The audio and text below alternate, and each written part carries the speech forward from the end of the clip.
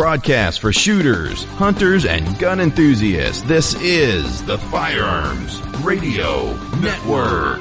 The bandwidth for this episode of Gun Guy Radio is sponsored by Patriot Patch Company. PatriotPatch.co.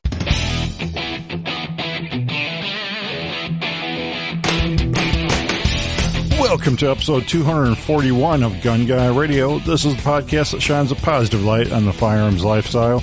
I'm your host, Jake Challand, with co-host Zack Carlson. This is your weekly dose of positive firearms talk without the politics. Hey, Zack. Hey, how's it going? No, feels like forever.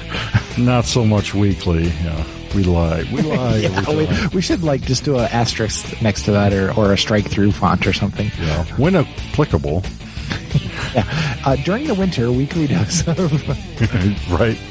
Yeah, my problem is, we were talking before the show, I haven't been on Xbox Live forever because it's so nice out and we got so many projects outside now and no time for really anything inside. So there's that. Well, once I got Damascus, I kind of lost some interest in Call of Duty because what was my other challenge? Well, then they came out with the Obsidian Black camo, which is actually more time consuming than getting Damascus. Is almost so Damascus is, for people that don't know, you have to go. So first, if you get all the camo challenges done on a gun, you get a gold gun. And then if you get every gun in that class, like all your assault rifles or your marksman rifles or whatever, then you get a platinum gun. Well, then if you get platinum in every single gun in the game, including shields and knives and crossbows, like the real pain in the butt guns, then you get Damascus unlocked. And that is like the cream of the crop. Well, now they have a thing called Black Obsidian, which you get unlocked to be able to start working on as soon as you have a gold gun. So it's kind of cheating, but it's like you have to get 15 kills in 150 or 200 or 100 matches depending on the class. So you have to get a lot of kills in a match first, and you have to do that a whole bunch of times, and then you get it. So I've only got it for one gun so far, but it's a slog for sure. So I'm back in it for that, but it's not the same as Damascus. No more video game talk. We already got hate mail inbound. Thought this was a real gun podcast. These are real guns. Hey, all I know is I've killed more people in Call of Duty than I have in real life. Yeah, I can vouch for that. That you know of. All right, so we're going to kind of run through what we've been up to the last few weeks in guns. So let's first talk about Patriot Patch Company. Helps make this episode possible. Check out the Patch of the Month Club. Just dropped June's patch design, which is always 4th of July themed, so that you have that in time for the 4th of July. Since July 1st generally won't get you the July patch in time. So anyways, patriotpatch.co for exclusive designs in your mailbox every month. Includes free artwork card and sticker as well. So check it out. So, Zach, what have you been up to in guns? I honestly don't remember the last time we recorded, so it might be a little bit of coverage there, but you know how I thought this would be a great idea to have a 1022 machine gun? I thought it'd be so cool and so neat and oh yeah, it'd be the economical machine gun. Remember when I said that? Yeah, like 4 weeks ago. It's been a little bit of a frustration. I should say I did get, I don't know if we talk, you'll have to catch me up. So I bought a Ruger Charger Takedown. Right. Do you remember, did I talk about this at all? You mentioned you bought it. Yeah. Okay. So I got the Ruger Takedown Charger, and then I put it in a Magpul backpacker stock, so it comes apart and it stows away and everything. And that part's kind of cool. And with a brand new gun, nothing changed on it other than dropping the bolt and the trigger group in it. It does work. It works good. That's pretty reliable. But it's really fast, really, really fast. It's like pulling the trigger, and then as soon as it starts firing, letting the trigger go, you're getting 5 rounds plus, minimum. And that goes pretty darn quick. So then I bought this Power Custom tungsten charging handle that was meant for 17 Mach 2 conversions, which is like a higher pressure round that still fit in 1022s back in. I can't believe they're very popular now, but I remember back about a decade ago, that was like when HMR came out, 17 HMR, yeah. 17 HM and HM2 came out at the same time, roughly, and that was popular then. But so they made this big charging handle for it, and I tried it at first, and it really slowed the cyclic rate, whatever you say. I don't know how you pronounce that word, but it slowed it down really good. It was almost like a sewing machine, like a cha-cha-cha-cha-cha-cha-cha. That was really cool. Yeah. But it didn't run reliably. And I assumed it was just because it was too heavy. So we tried all these different spring weights on it. I bought the kid spring pack and it came with its own spring and all that. Tried all these different springs, just couldn't get it to run right. And I thought it was mags. You never know if it's the mag or the gun or the ammo, but I've been using that same ammo the whole time. So I should have been able to figure that out.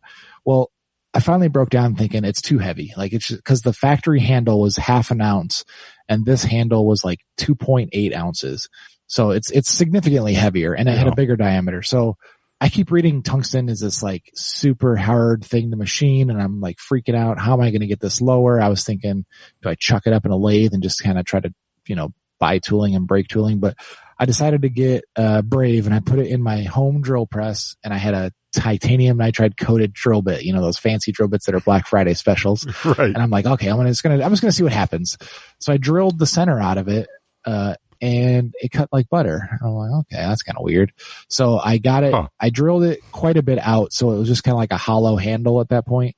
And I went and tested it again and it was still having problems. So I did it again and I went even bigger. I went as big as I could get in that drill bit kit I had, which I think is a 1/4 inch drill bit typically. And it still didn't work. But so then I thought, okay, I'm already at the diameter that I can go. I can't go any bigger or else the walls would be really thin on it. Right. So then I chucked up and put a belt sander on it to cut it down. So the cylinder wasn't so long hanging out. I was trying to get it to be shorter. I'm like, that's the only way I can do it. Well, as soon as I did that, I noticed that there was like 2 distinct rings on it, like you're looking at like a tree trunk cut. Right. And I'm like, this doesn't seem right. Well, it turns out it's not really tungsten in there. It's lead. And what? So I could pry it out I was able to pry the remaining slug out of the thing with a screwdriver. Like it was malleable like lead. And I emailed Power Custom like, hey, this is supposed to be tungsten and this is lead. And they're like, oh yeah, we couldn't get all the weights ever dialed in perfectly with tungsten, so we just changed it to lead. And I'm like, well, your website and everybody who sells it calls it tungsten. They said, oh yeah, we have to get that changed all over. And I was like, okay. But even with the lead out of it, it was just like a stainless shell basically. It still didn't work. It worked, but it kept getting stovepipes. And it was like almost in every mag we get stovepipes. Yeah. And what I had figured out, I think this is my assumption, was that upon ejection, the case was hitting that bigger diameter face of the bolt handle and then just kicking back into the chamber. Oh. Like it was obstructing the path of getting it out of the actual chamber. So they said that they made another charging handle that was still heavy because when I did all that work to get all that weight out of it, I got it down to like 1.3 or 4 ounces. So I took a lot of weight out of it, but that's still a lot heavier than the 1/2 ounce of the factory handle. And you can you can always fix that by just melting lead back into it. Yeah. And, so then they said they made a longer skinny one that was like 1.3 or 4 ounces as well. So I was like, okay, yeah, let's try that. And I did that this week and I don't want to jinx it, but it seems to be working pretty good. It did not work with their factory spring that was on it.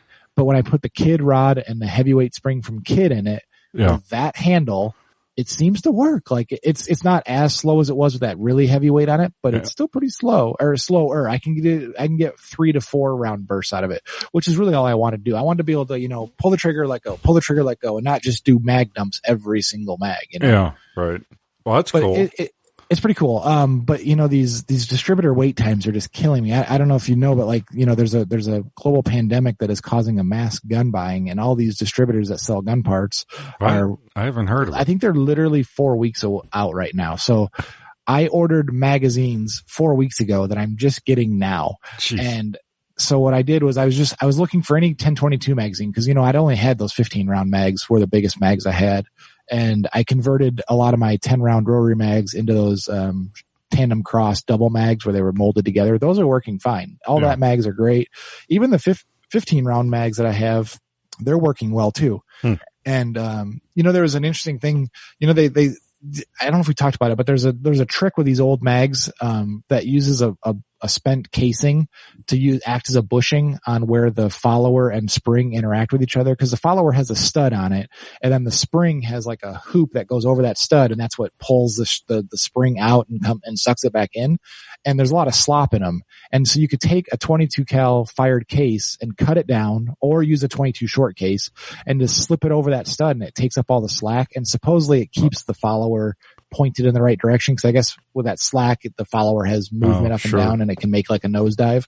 Yeah. And so I took all the mags apart to add those cases, because my buddy Dan had 22 shorts, so we shot those to get the casings. And the newest mag that came with the gun didn't have any slop in it, so they must have fixed it along the way. So that was kind of nice. So it's just the older mags that have that problem. But so that was an interesting point. But I ordered five Butler Creek magazines. So the Butler Creek magazines that I have weren't that good. So I decided, let me just get 5 more of them, right? And so they showed up, and I also got a 25 round clear bodied Ruger mag, which is really weird too, because it's a black on one side and one side is clear. Right. So it's like the Two-Face mag. It's not the greatest, but it is kind of neat to see the rounds zooming up as you're shooting the magazine full auto. That's kind of cool. So the Ruger mag seems to be working really good, actually. Like, so far so good. I don't want to jinx it, but that one's working pretty good. But those Butler Creeks were just fighting me until I figured out, it seems like, knock on wood, it seems like if you just put 20 rounds in them, they work fine. Really? But they were not lifting in 25. If you load 25 and you shoot the first one, it goes off, but then the bolt just gets caught over it. Like, the mags aren't sucking up fast enough to get in front of the bolt, charging handle, or, the bolt. So, but when you do it in 20 rounds, they're fine. So maybe it's just a break-in issue that I got to do 20 rounds for a little bit, and then I can work my way up to 25. I don't know. 20 rounds is probably okay. So 20 years later, you find out Butler Creek mags still suck. Yeah. And I think they're using the same, I don't know how do people work at a company that makes the exact same product for that long with no improvements, no nothing? Right. It's just the same thing. It seems like, that's got to be boring. They keep selling. I guess if they sell. And I have 5 more of those Ruger 25 round mags coming. They've shipped finally, but I haven't got them yet. And then I also bought one of those 25 round and 25 round double mags. So it's 2 of those 25 rounds molded together in one mold. It's not clipped together like some of those aftermarket mags are, but it's just one body, but 2 different mags in it. Oh, really? So I didn't realize those were molded. Yeah, it's molded as one piece. Interesting. Huh. Yeah, the Butler Creeks have the little studs on them and receptacles, so you can push them together and they'll stay together. Although I had that done, and then under the full auto recoil, they separated. So if you're going to do that, you might want to throw a piece of tape or something around them. But so I'm still playing with that. It's just it's been a long slog, and I had all that ammo. I had like thousands of rounds of that ammo. I am getting deathly low on that ammo. So I've only tested it. I haven't really even had that much fun with it yet. So. That's been a little frustrating, but I'm getting there. But yeah, so you can slap the Ruger mags in it and it runs every time now, is what you're saying. Yeah. Pretty much. Yeah. That's pretty exciting. Yeah. I'm trying to keep it clean. That's always a thing too. Just make sure it stays clean and do that. But yeah, I think it's getting there. It's getting there really close. So do you have, what I do with, some brake cleaner right there at the range? No, I did actually put a little brake cleaner on there, but brake cleaner on these Ruger receivers that are painted. Yeah. Oh, it strips the paint off. It's bad. Yep. Yeah. That's why I got the takedown. I just did the takedown, and then I just use a bore snake on it just to pull through the chamber, just to clean it as much as I can. And then when I take it apart, I just put the bolt in the ultrasonic cleaner, and then I just wipe out with CLP the receiver and the trigger group a little bit and put it back together, and just wipe the bolt when it comes out of the ultrasonic. Well, what do you do with the receiver on those when they get really gunked up? Do you ultrasonic? I put CLP. I drip CLP down in the inside, and then I scrub it with a toothbrush, and then I wipe it. And then I use a Q-tip right where it meets the shoulder of the chamber there, because it's like a hard corner there that you can't get easily. So a Q-tip through the ejection port or from the top, it seems to clean it out enough that I can get to. I've got some of those, they're like nylon bristled toothbrush shaped brushes that work pretty well for that. Yeah. Yeah, that makes sense.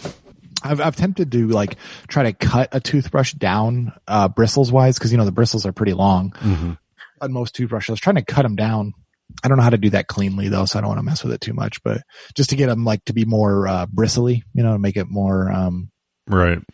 More scrapey. Well, you gotta get, the heart. They come in like different bristle settings, right? Where it's, stiff. I think so. I need to do that next time I go to once the dentists open up again, but, we use Sonicare toothbrushes, so I don't actually use the toothbrush they give you, but that's what I've been using for my gun cleaning is all the toothbrushes you get at the dentist when you go. Oh, I was going to say, Zach, you can get toothbrushes other than the dentist, right? But this way insurance pays for my gun cleaning. Boy, Zach, you've sure been going through it, man. You're a champion brushing your teeth. Yeah. Yeah. So that's one thing. Have you done anything cool in the guns? Here I thought, it's been like 3 weeks or something. I thought I'd have this 1022 put together and everything. Cause I got the kid replacement barrel and everything. We talked about it. And as far as I got is sticking the barrel in the freezer. So I have to like uncover it now.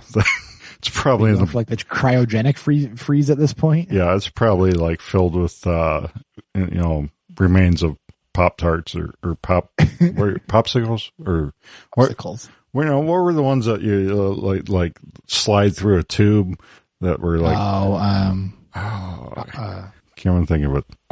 Anyways, so I did buy a gun though, which is interesting. So before you finish previous gun, you go buy another gun. Well, can't say you've never done the same thing. No, but it's your turn now.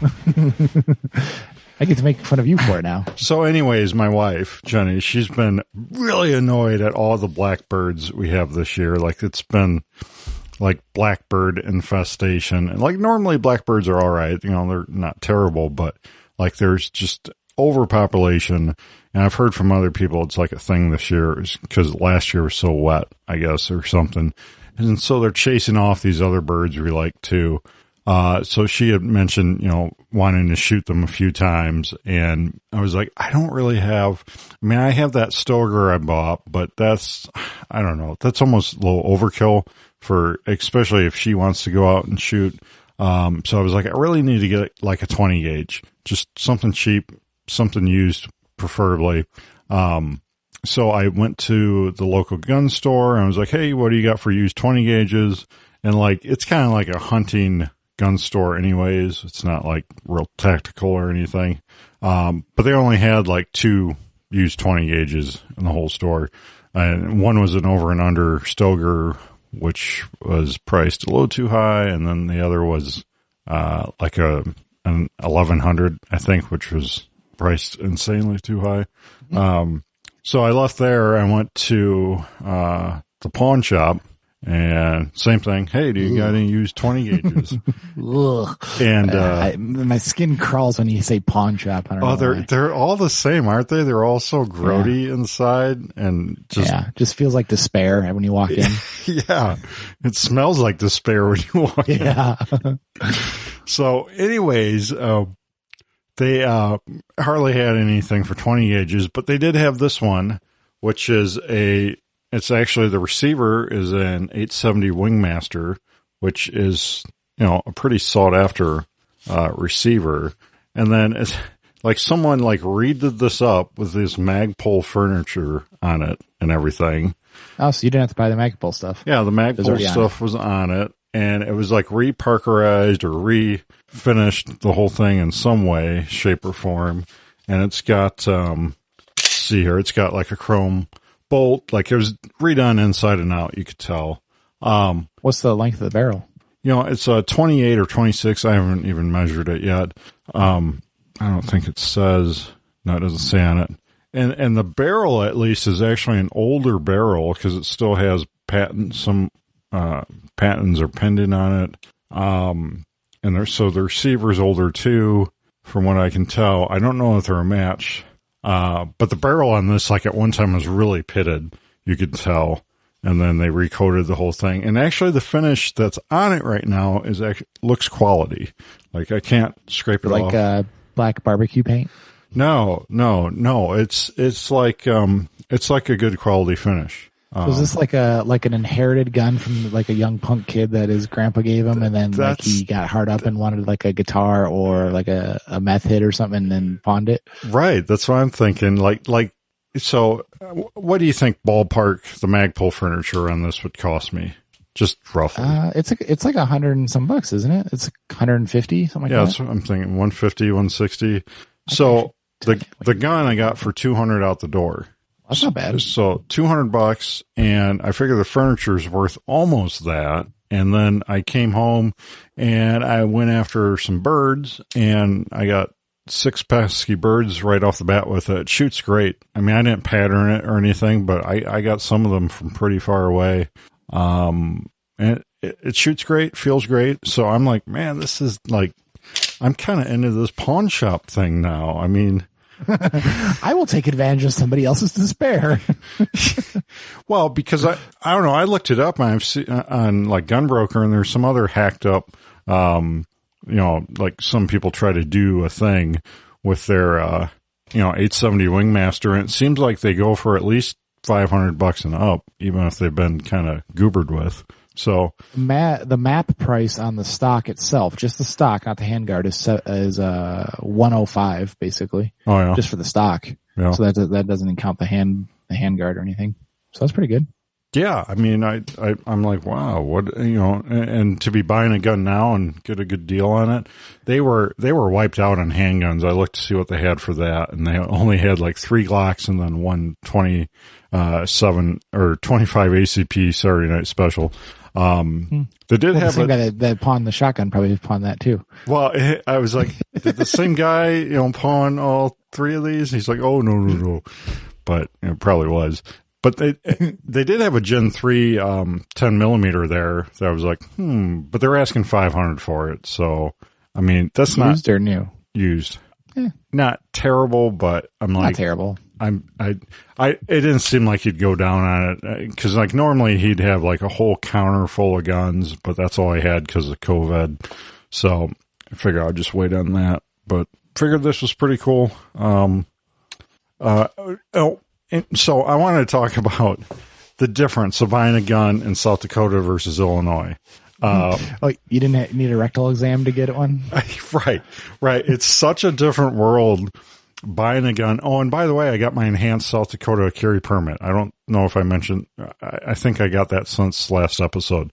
So I got my enhanced carry permit and everything.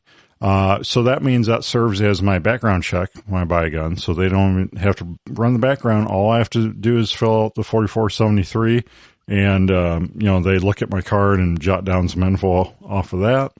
And I'm out the door, which is amazing, because in Illinois, there's a waiting period. Even for this shotgun, there's a waiting period in Illinois. And I don't know if it's still like that, but didn't you have to show your FOID card before you can even touch a gun on the counter? Oh yeah. So that's way different too. So all the gun shops I've been in and out here, and this pawn shop, they just like throw guns at you. Like they don't know your name. They don't ask catch. Heads up. they don't ask for an ID. They don't ask for nothing. And like everything's like nothing has a trigger lock on it or anything. And that's another thing. All those guns had trigger locks on them. Yeah. In Illinois, forget it if you ever want to dry fire a gun before you buy it. Cause like 90% of the stores will, especially the bigger stores, will not take the trigger locks off and let you dry fire the thing. But like, there's no locks, no nothing.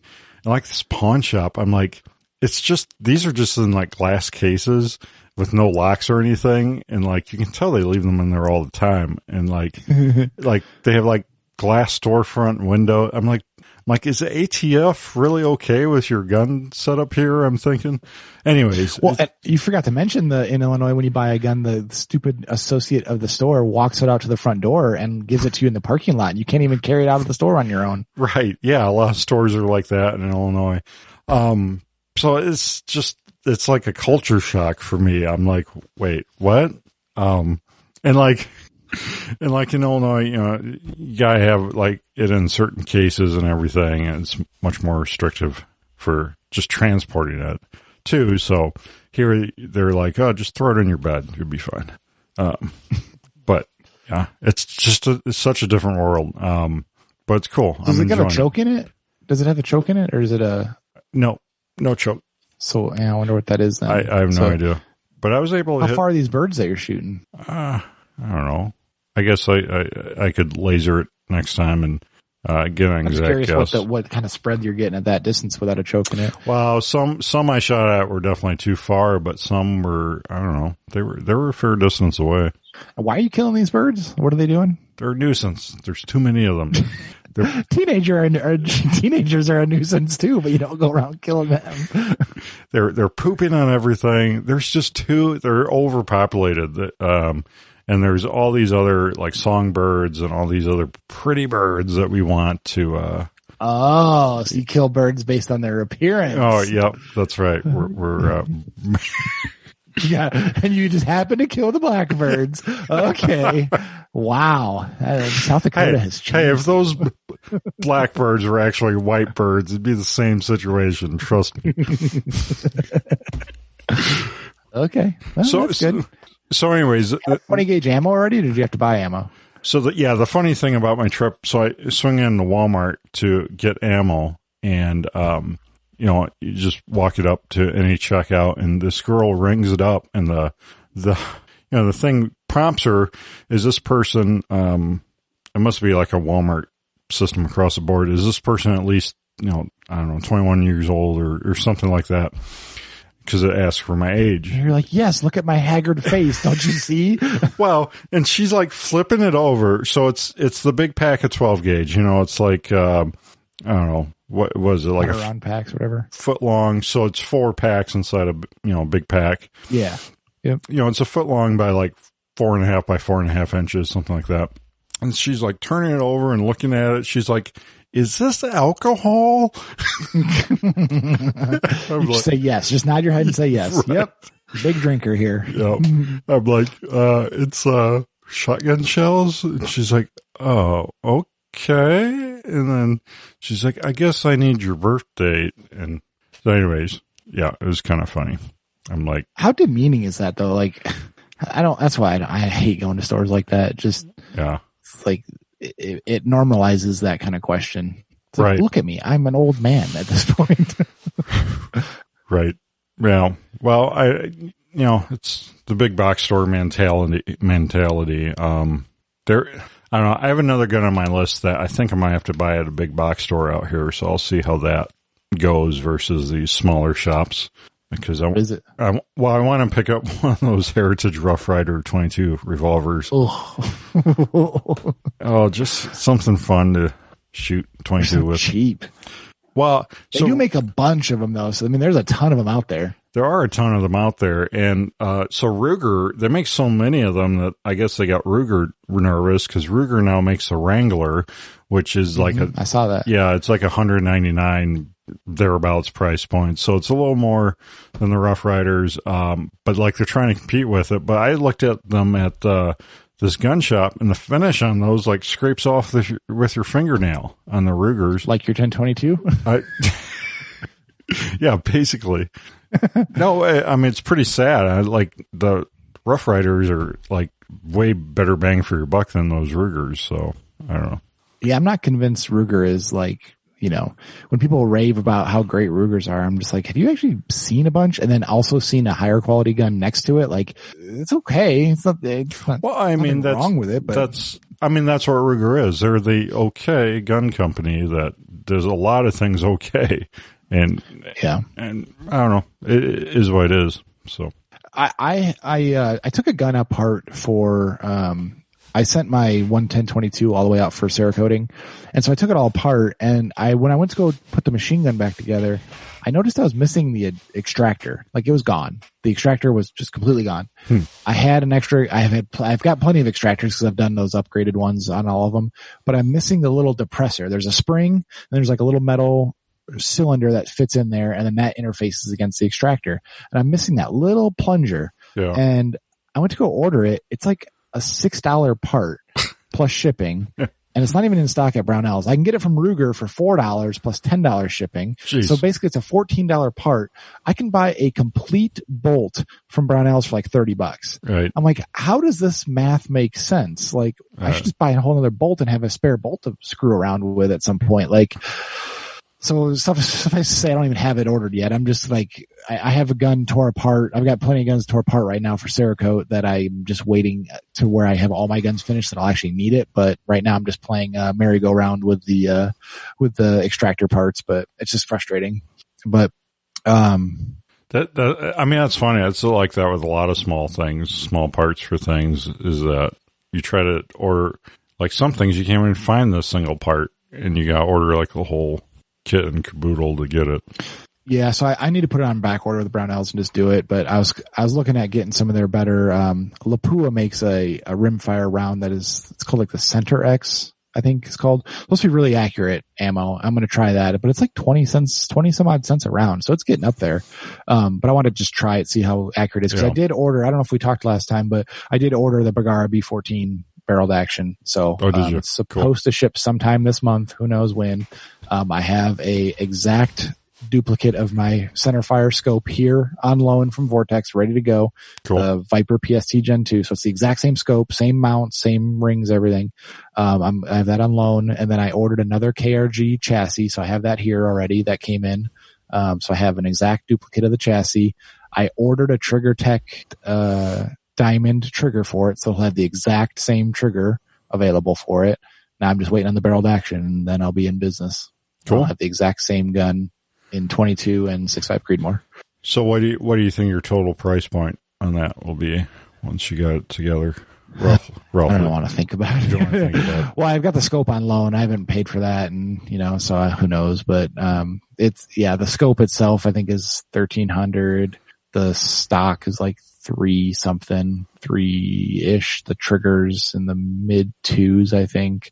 And then the barreled action, I'm not sure if they sell the barreled action. There was a part number for it, but I never see the barreled action by itself anywhere for sale. Yeah. I finally started seeing the 6.5 Creedmoor barreled actions by themselves. But that gun is like $1,000 basically, I think, the complete gun. So I don't know what the chassis is worth of that, but it's going to be up there, but should be good. I don't know.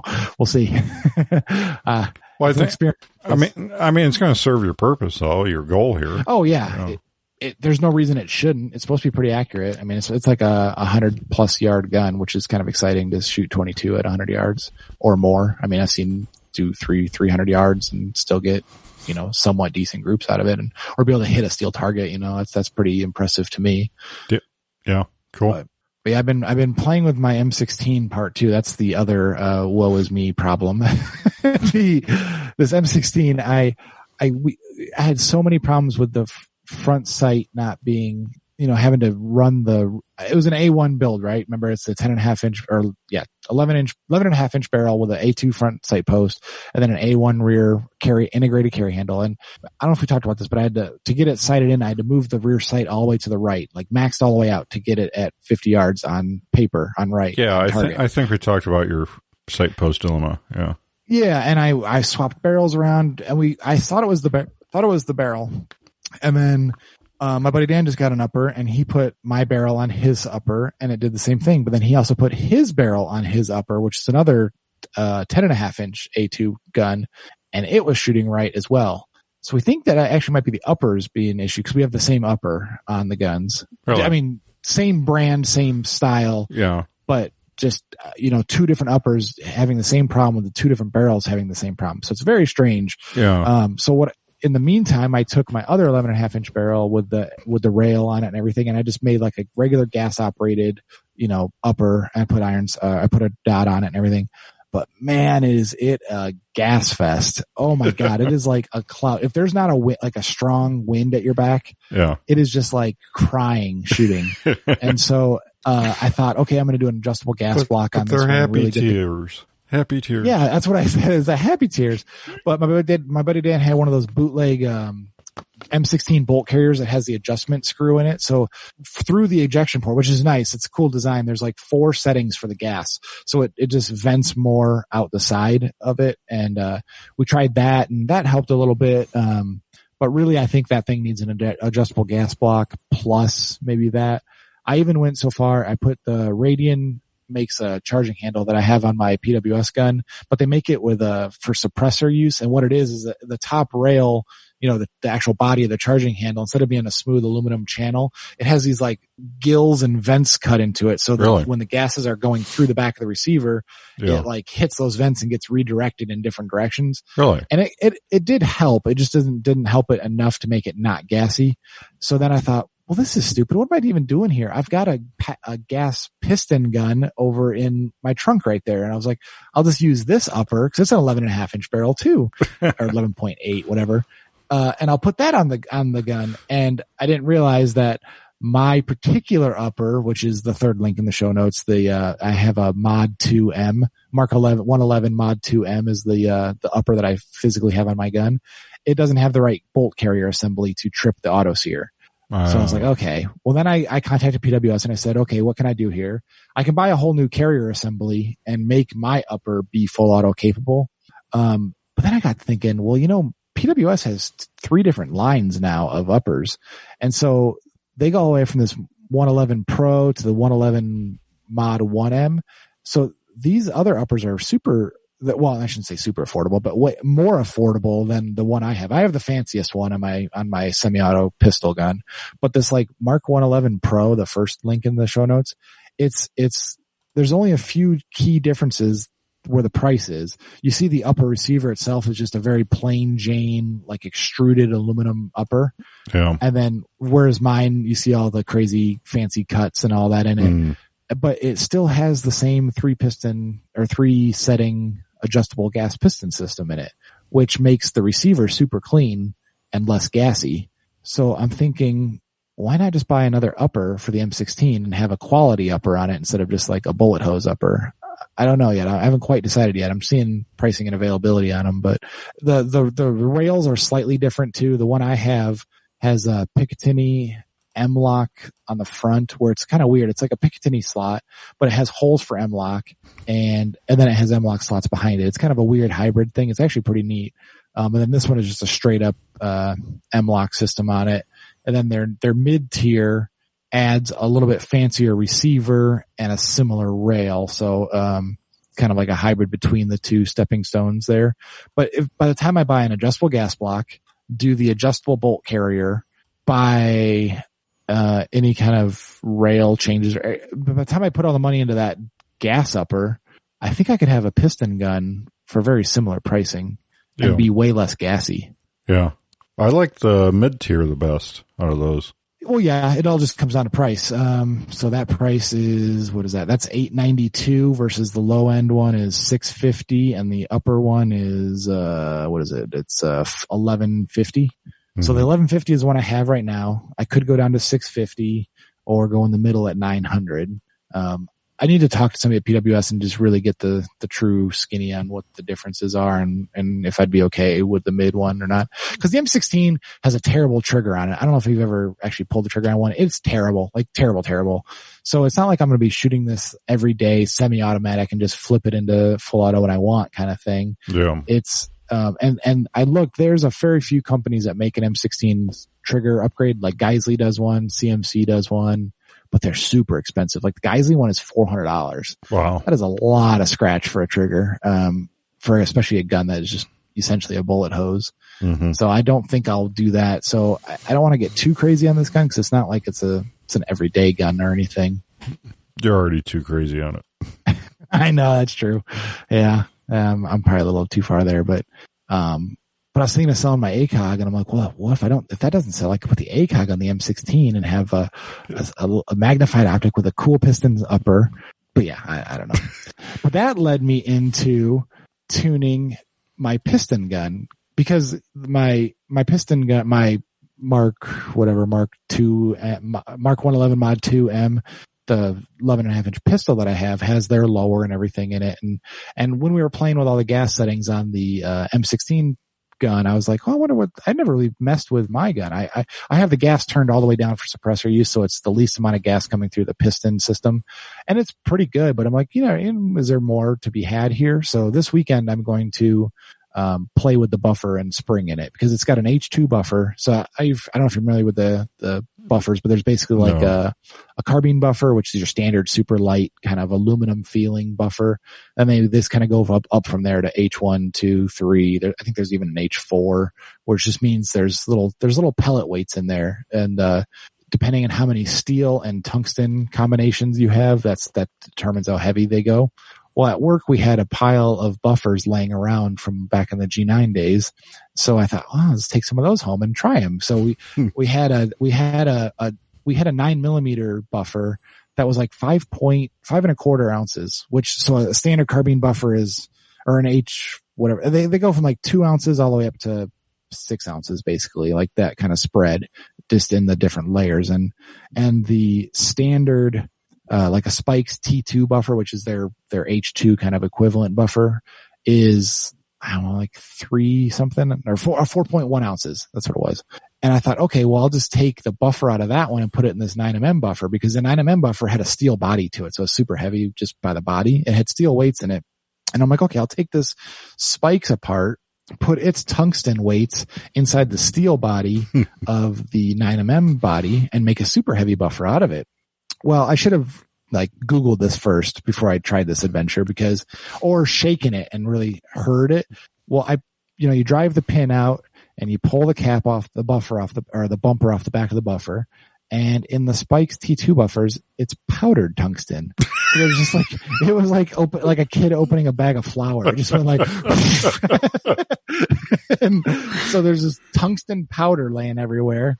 And I was like, oh crap, well, this isn't going to work. So I still tried it. I'm going to still try it, but I took the body off and I got that thing up into the almost 6 ounce range. I think 6, whatever. It's up there now. So that combination, I have a regular H2 that's already in the gun.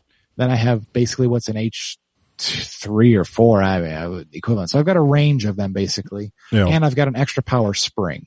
So basically I just got to see if any of those parts combination creates a softer shooting gun. Yeah. Because I'm shooting the same ammo. I'm shooting the same suppressor on it every time. I should be able to just kind of leave it alone. If I get it tuned, it may not be as reliable with other ammos if I do it that way, but that's what the gas setting is for. I have that. You just open up the gas block if you need more power to run other ammo. So it'll be an adventure. So that's where I'm getting into that tedious kind of stuff where you're just trying different things and see what other parts combinations work. So I might just be ruining that gun too. Who knows? It might just be, it might be perfect right now, and I'm making it worse by playing with it. But I don't know. You get down these interesting Rain Man tangents on these projects. Yeah, that's true. But it's fun, right? This is all about fun. Absolutely. No, as long as you're having fun with it, that's all that matters. Oops. I've been more frustrated by most of these things than anything. That the 1022 is just like the epitome of frustration. No, I never would have thought. Yeah, we would have had that much of a headache with that. But even my Enoch chassis gun, I took that out the other day with a red dot on it. I mean, it looks beautiful and it's got that reworked barrel, and we're trying to sight it in, and it's just like it doesn't group very well. Like I could have swore when I had a scope on it on that other gun, it was like at 50 yards, like an inch to 2 inch gun. That's why I could have swore I wish I would have kept the targets, but I had targets for it. And then it's just like, it's almost like a shotgun pattern. And I'm like, what is going on here? It's the same ammo, same barrel, same everything. I just went to a red dot, and the red dot is small enough that it's not like covering the whole target there. So it's not like I could blame it on just, target, obstruction or anything, but so I'm tempted to upgrade that barrel, but you never know. But that's with the red dot. How far are you shooting with the red dot? 50 yards. That's probably just the dot bouncing around, Maybe. I mean, but it's not fun if you can't, make a bunch of small targets. Well, like you said with mine, you don't really know until you put a scope on it what you're true. What you're really hitting. Yeah, I might do that too. One of these days, pull that off. That's the one benefit of why I went back to the railed receiver, because I can just pull that optic off, put the other one on right away, and just 2 minutes. Yeah, cool. But I do have that's one last thing I have for that. I did order a Elite Survival Systems makes like an assault rifle, quote unquote, SMG, style bag that's really compact. It looks almost like a briefcase bag almost, but it has mag pockets on the outside and it's really small. And I love their other bags. So, I had them send me one that's meant for an MP5 or a UMP, one of those little SMGs that looked like it would dimensionally fit the Enoch gun perfectly. So that's en route. I'll have that next week. So I'll let you know how that works. Oh yeah, definitely. Cause I might go that route too with one of mine. Yeah. Cool. All right. Well, I guess we'll get into my homesteading fiascos. You mean COVID prepping? My COVID prep. Isn't COVID over? Isn't it over yet? Oh, not in California. There's a lot of other podcasts I listen to, and these guys are in California and New York, and like they've just been like they're like petrified to even leave the house. I'm like, out here, it's just like you don't notice anything that different. Like it's just like business as usual. But man, there are people that are just petrified. Yeah, people are losing their minds. So anyways, in case, it does get worse, we're working on, planning, or even if it doesn't, working on planting a few gardens and stuff and got, about 65-70% of the original garden planted and stuff coming up. And then I rototilled this, other area to put, sweet corn in and to put, intermingle, squash, within the sweet corn, so it grows out through it and stuff. They kind of commingle pretty well. And so I get all that in, and then like later that day, I'm like, oh, the chickens are out there. Wonder what they're doing. And so, yeah, I go out there, and the chickens had a scavenger hunt for all the seeds I planted. They're like, hey, he's playing with us. Yeah, they literally destroyed everything I spent hours planting. And so, I don't know, we've had some good rain here. I'm going to see what actually germinates before I replant. But all the squash is for sure gone because I put those in mounds and they demolished all the mounds completely. Cause they get down there and do a dust bath and stuff. And so, yeah. Not fenced off at all? No, well, not where it can keep chickens out. So. Yeah, so now I'm to the dilemma, do I just rototill, cause the other gardens on the other side of the property where the chickens never really go. So I'm thinking, well, maybe I just move everything over there or, just scratch the idea on this one and do a new one on that side. Or I've also contemplated, taking the free range out of the chickens and, fencing off an area, and keep them, at least keep them enclosed while I'm waiting for seeds to germinate. So, but that's days of work just to do that too. So I'm like, it's probably easier just to move the garden at this point. So there's that. And then, like I said before, there's a run on seeds. It seems like even out here where everyone's like, oh my God, I have to plant a garden now. So some of the stuff I wanted to plant, I can't even find. So that kind of sucks. And I think gardening in general is through the roof because I was buying some, butterfly bushes for the flower beds here. And they, that garden center was yeah, we had 600 of them and they're almost all gone in just a couple days. Holy crap. Bush? Butterfly bush. It's I don't know, they can get a few feet around, few feet tall, and they have blue or purple flowers, and they really do attract butterflies. We at our house in DeKalb, we had some off the patio, and it was great for the kids because have butterflies out there all the time. So pretty cool. Anyways, and then in my other homestead adventures, we have this cistern that's like a lot of old farmhouses. It's outside, the house. And it's basically a big holding tank for water under the ground. And so I actually need to repair part of the, cover opening area because some of it's, the concrete is crumbling. So anyways, I looked down in there to see how much water is in there because we're not actively using it or actively filling it. I don't think it's been used since the 70s or something.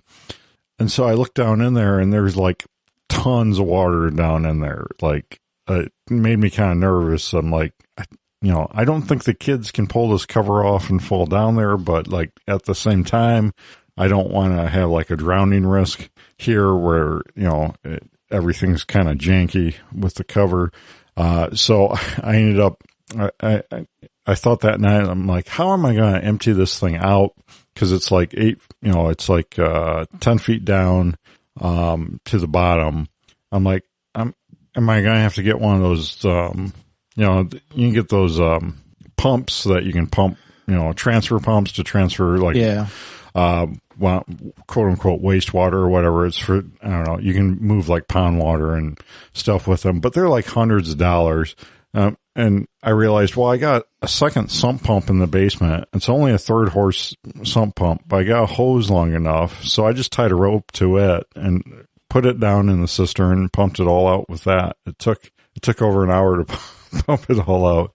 But was it super hot by that? Well, they're cooled by the water, right? Like it's fully submerged, right? Yeah, this one was fully submerged. So I'm like, if I burn it out, I burn it out because it's cheaper than buying a few $100 transfer pump. Or, I mean, a lot of those transfer pumps are hundreds and hundreds of dollars. So, well, isn't the transfer pump, the whole benefit of that is it can take a little bit of trash up through it if it has to. That's the difference, right? Exactly. Yep. And there's a lot of debris down in here. So, so now I'm contemplating, well, do I go down there and clean it all out and then we can use that for an actual water reservoir? And because it's right next to the house, it has a pipe that they used to, utilize that's still connected to the basement. So I could hook it all up. And, I'd have to do some kind of filtration system. I'd have to reroute the gutters on the house to actually fill the thing. But it's an interesting idea where, I think it holds between, I haven't gone down there yet. I can't see all 4 walls to actually measure, how big it is, but it holds between 6,000 and like 11 or 12,000 gallons. So, okay. So I have questions. Yeah. So how does the water get from the tank to the house? Is it just gravity fed? Or is it like, is it above the level of the basement spigot? So it's gravity pushed? No, it's no gravity involved. The only gravity involved is the filling of it from the downspouts. But to get water out of it, you have to have a pump to pump it out into your water system. You said there's a pipe already going from the cistern to the basement. Yeah, and I think at one time they had like a pump in the basement that was hooked up to that line. It's all kept. So the off. line isn't at the bottom of the cistern, so it doesn't. It's all broken off right now. I'd have to redo it all on the cistern side. But yeah, originally it would have went down to the bottom. It would have siphoned from the bottom of the cistern up into the basement. Because it actually shares the basement wall. The cistern. It's a rectangular cistern, and one of the sides is the basement wall. Oh, that seems scary. Like if there's a crack in that wall, your just basement instantly floods. Well, that was my thought too. I'm like, well, if I get this thing filled up and then like it springs a leak like the Titanic, I mean, what do I do then? Wait a minute. So wait, how far under the ground is it? Like where does the concrete lid start under the dirt? About 2 feet under.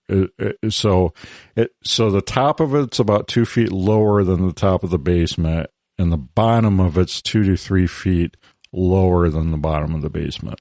So just like offset, basically. Right. Yep. So, and where does it getting fed from? Like what fills it? Nothing right now. I'm guessing that it has a porous top to it. That this last year was just so wet. I'm guessing groundwater just seeped into it, and that's how it got filled up. Is that how it's supposed to be filled up, or is that just a happenstance? That just happenstance. It's supposed to fill up through the gutters. Through downspouts. So and they're not piped in there currently? No. Mm-hmm.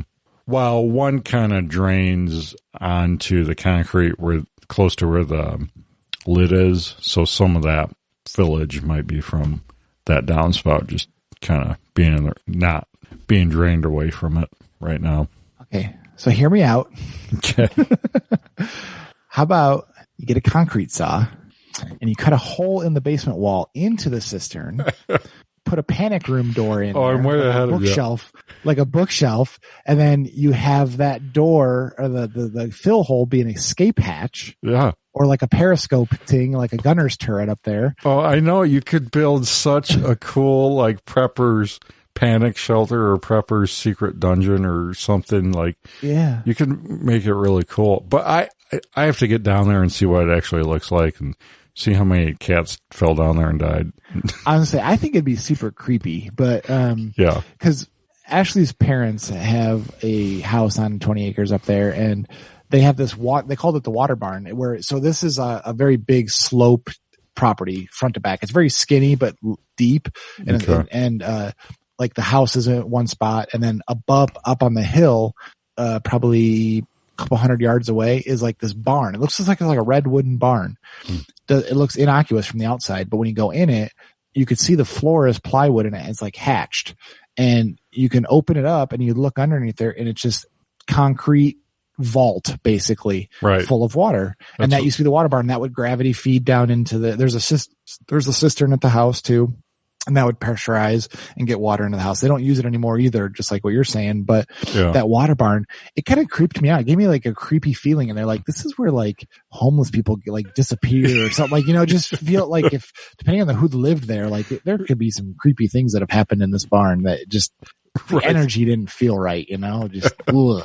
Because there's no getting out. I mean, it's a smooth wall concrete. Oh yeah. Like, you can't jump. No. There's no walls to grab onto. You're screwed if you fall in there. That's what this is like. Yeah, there's no getting out. Yeah. Ugh. But I measured it. I can fit my step ladder, my extension ladder down in it. So I figured. And it hits the floor? Oh yeah, yeah. Okay. Well, that gives you the depth pretty much right there, right? Well, I know it's 8 feet deep. So it's 2 feet, or the lid is, or the top ceiling of it's 2 feet under the ground, and then it's 8 feet below that is the floor.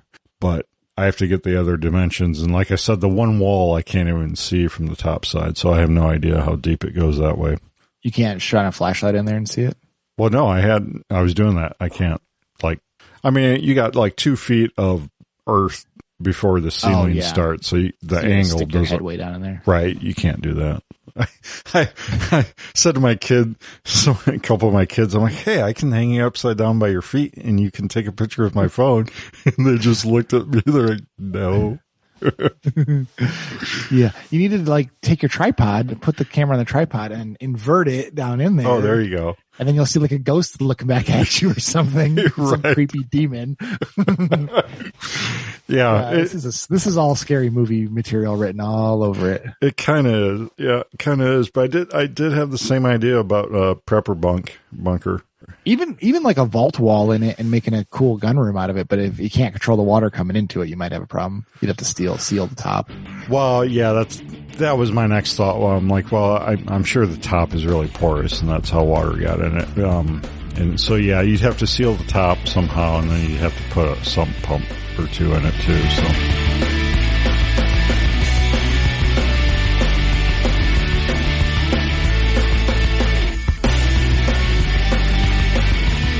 Patriot Patch Company helps make this episode possible. Check out the Patch of the Month Club. Also check out the leather patches. We got a whole line of leather patches that are currently on sale at patriotpatch.co. And Ryan Cross, Hunter of Design. If you're looking for awesome artwork design for your website, for your business, for your logo, check out hunterofdesign.com. And Zach, where can people find out what you're up to? I'll take a look at YouTube and just search Zack Carlson Writer. It's the easiest way. I've been posting most of my stuff there. Okay, I got another quick idea.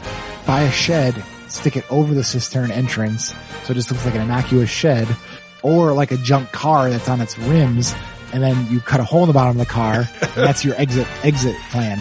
Well, there is another cistern on the property. I don't think it's nearly as big, but that would be a better... I don't think Jenny would go for the junk car right next to the front door, but yeah. Put a shed. You could put a shed up there, a little like a pump house, like a little thing. Yeah, I mean, eventually we could build like a front porch over it or something, but yeah. It's the escape path. That's right. It's when the ATF comes knocking on your door, you can escape through the tunnel. That's right. Put all the guns with the extra hole in them. Yeah, exactly. Well, on that note, you better hurry up before your dog gets shot. So, so you can send us listener emails, requests, whatever, hate mail to gunguyradio@gmail.com. Zach, did you give all those mag loaders away? No, I got rid of one, and I got two still here. I've still got a CMR PMR 30 version and a CP33 version. So if you have one of these two guns, email Jake at the address, thegunguyradio@gmail.com, and I will give you one for free. Awesome. Very cool. And you can check out all the other shows here on the Firearms Radio Network. Well, that's a wrap. Thank you, Zach. Thank you. And we'll see you, probably at least 2-3 weeks from now. But an indeterminate amount of weeks. Yes.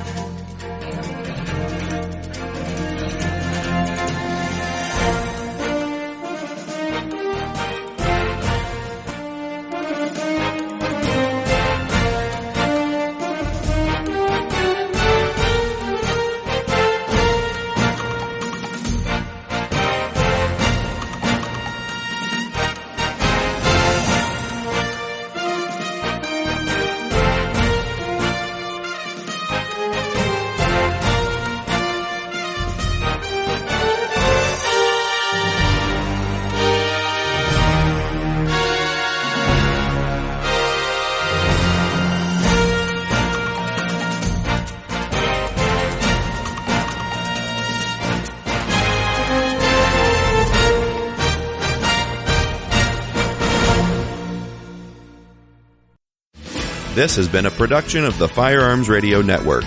You can find more information at firearmsradio.tv.